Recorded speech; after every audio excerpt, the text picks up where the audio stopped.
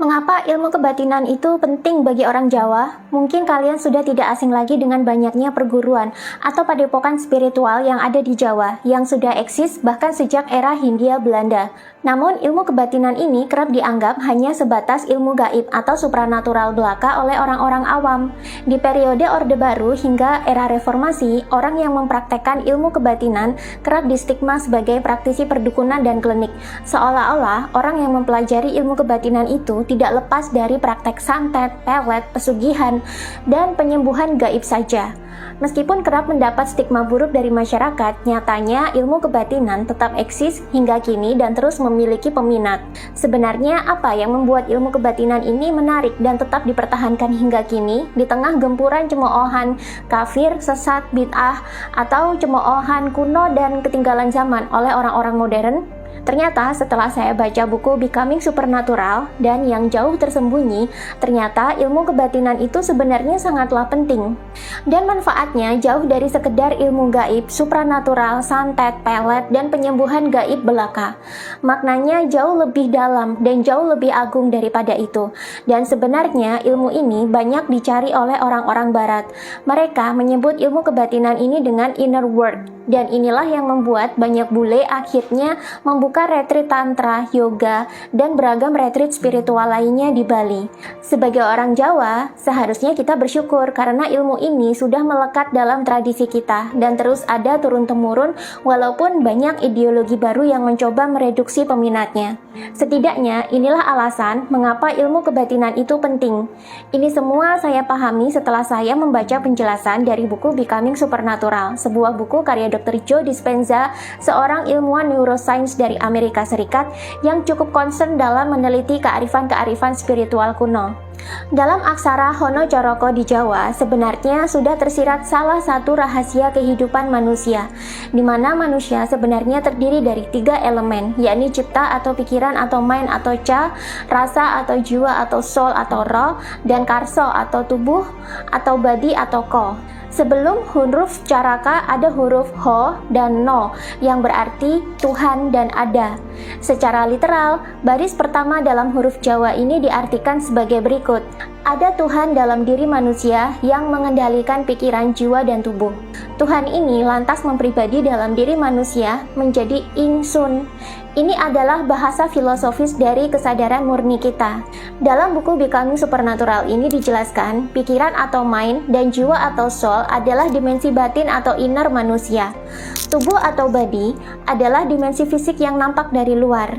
Jika tubuh fisik dihilangkan, maka tinggal dimensi batin di dalamnya, yakni pikiran atau mind dan jiwa atau soul.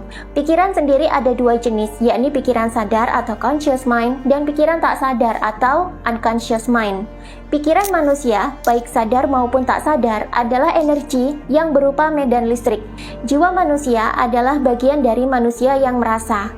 Ini juga merupakan energi yang berupa medan magnetik. Kita bisa menjadi magnet atas apapun di semesta sesuai dengan kondisi pikiran dan kejiwaan kita. Jadi secara keseluruhan, manusia sebenarnya adalah energi yang berupa medan elektromagnetik. Uniknya, 80-90% kehidupan manusia ini dikendalikan oleh pikiran tak sadar atau unconscious mind mereka.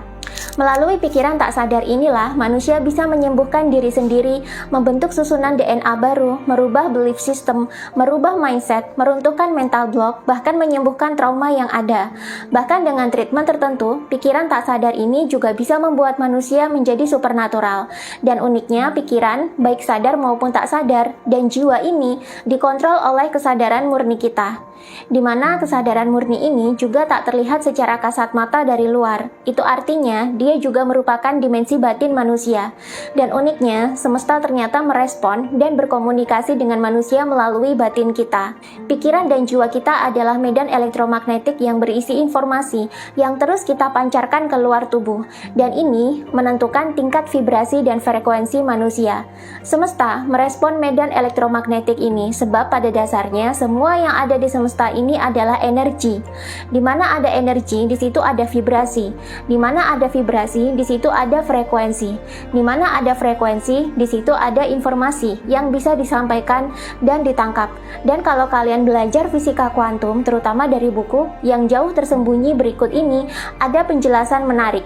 Pada dasarnya, ketika semua dimensi tubuh fisik dihilangkan, termasuk atom-atom dan partikel subatom yang menyusun sel manusia itu dihilangkan, manusia sebenarnya tinggal sebuah energi murni saja, di mana ini letaknya juga ada di dimensi batin. Dalam filosofi, energi murni ini selaras dengan definisi kesadaran murni kita. Dan pada dasarnya, bila semua materi di semesta ini dihilangkan, semua tinggal energi murni juga atau kesadaran murni, dan semua saling terkait atau terkoneksi satu sama lain. Namun ketika energi murni ini sudah mengikat atom-atom penyusun otak dan organ tubuh kita, jadilah manusia bisa berpikir dan merasa. Pikiran dan perasaan manusia inilah yang naik turun menentukan vibrasi dan frekuensi kita, dan semesta merespon kita sesuai dengan kondisi pikiran dan jiwa kita saat itu. Kita menarik apapun dari semesta sesuai dengan frekuensi kita. Inilah sebenarnya yang dipelajari oleh orang-orang spiritual Jawa. Olah batin atau inner work sebenarnya adalah latihan untuk mengendalikan pikiran dan jiwa manusia, sampai manusia menjadi sadar kembali hakikat dirinya sebagai sebuah kesadaran murni. Dan dengan olah batin ini juga, manusia bisa menjadi lebih sadar dengan semesta dan bisa hidup selaras dengan alam, sehingga tercapai kehidupan yang damai, tentram, sehat, bahagia, dan keberlimpahan. Orang yang sudah menjadi kesadaran murni ini disebut juga sebagai orang yang sudah tercerahkan.